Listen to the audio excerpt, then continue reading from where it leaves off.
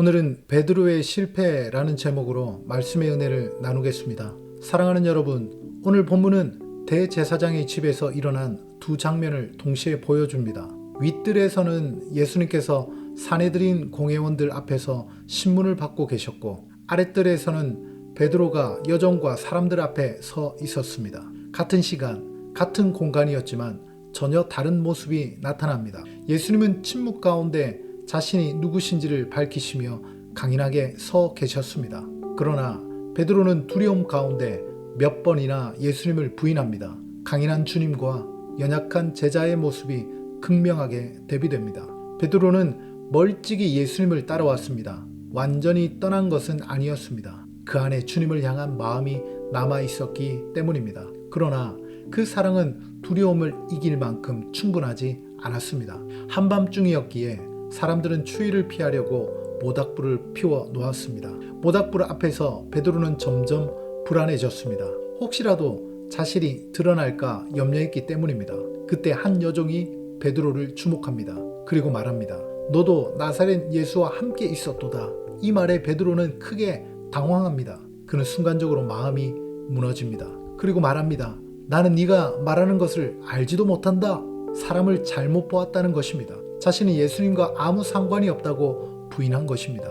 그 순간을 생각해 보십시오. 윗뜰에서는 예수님께서 내가 그니라 하시며 자신의 정체를 밝히고 계셨습니다. 그러나 아랫뜰에서는 베드로가 나는 그를 모른다 라고 말하고 있습니다. 한쪽에서는 진실이 선포되고 다른 한쪽에서는 진실이 부인되고 있습니다. 베드로는 그 자리를 벗어나 앞뜰로 이동합니다.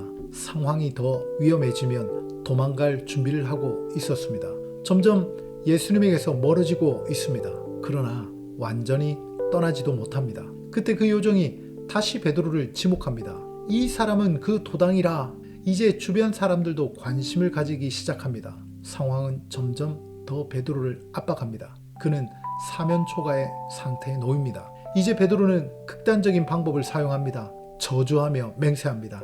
나는 그 사람을 알지 못한다. 하나님을 증인으로 세우기까지 부인합니다. 자신의 목숨을 지키기 위해 진실을 완전히 버립니다. 결국 예수님께서 하셨던 말씀이 그대로 이루어집니다. 닭이 울기 전에 3번 부인하게 될 것이라는 말씀이 성취됩니다. 닭이 울던 그 순간 예수님의 시선이 베드로에게 향합니다. 그 시선을 받는 순간 베드로는 깨닫습니다. 자신이 무엇을 했는지 알게 됩니다.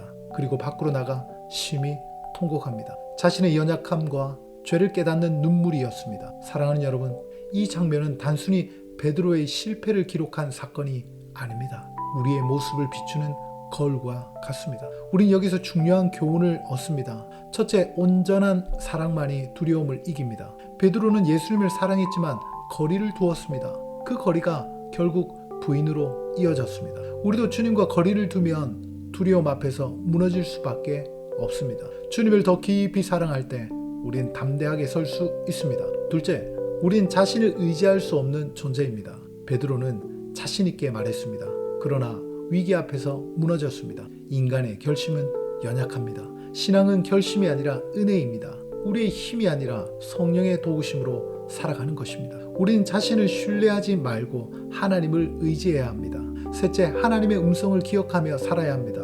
예수님은 하나님의 음성을 기억하셨습니다. 그래서 고난 앞에서도 흔들리지 않으셨습니다. 그러나 베드로는 그 말씀을 잊었습니다. 그래서 두려움에 무너졌습니다. 하나님의 말씀을 잊어버릴 때 우리는 쉽게 흔들립니다. 사랑하는 여러분, 이 고난 주간에 우리는 자신을 돌아보아야 합니다.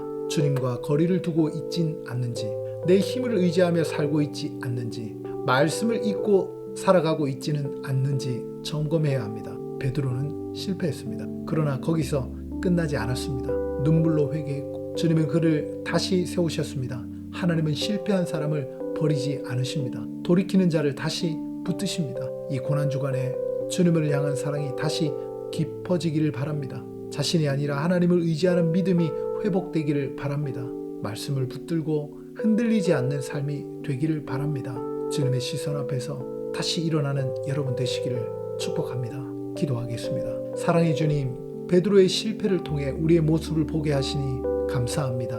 우리는 주님을 사랑한다고 고백하면서도 두려움 앞에서 쉽게 흔들리는 연약한 존재입니다. 주님, 우리 마음에 온전한 사랑을 부어주셔서 어떤 상황 가운데서도 주님 부인하지 않게 하옵소서. 우리의 결심과 의지가 아니라 성령의 도우심으로 살아가게 하시고 언제나 하나님의 말씀을 기억하며 순종하게 하옵소서.